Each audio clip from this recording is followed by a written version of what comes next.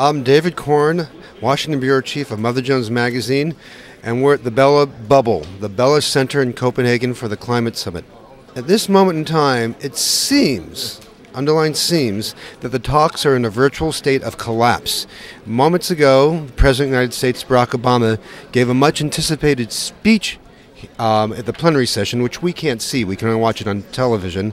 And it was clearly the speech of a fellow who believed a deal was no longer within easy, or even not too easy, reach. The president's prepared text, his prepared text, that's what we reporters get before he starts to speak, said, there was a line that said something like, the pieces of an accord are now clear.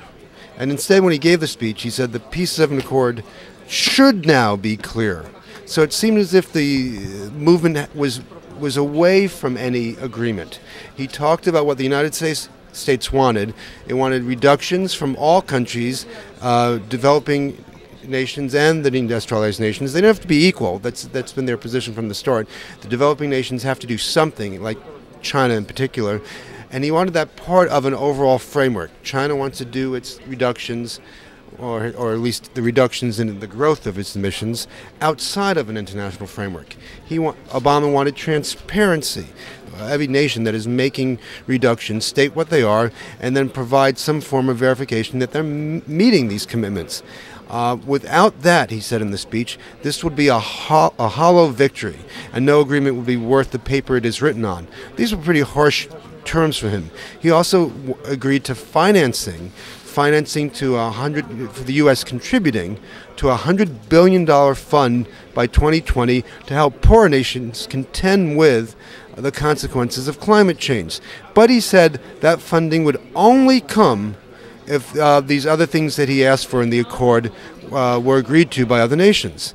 His whole tone, his body language, everything indicated that he had been turned down flat by China and some of the major developing nations, Brazil perhaps, and that it was a speech not of persuasion, it was one of positioning.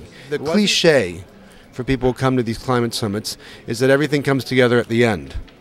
Well, we're kind of at the end. Things are falling apart, and I guess the question is whether when they hit the ground, if there'll be any bounce, and in that bounce they'll congeal into something that people can take back home to voters and citizens.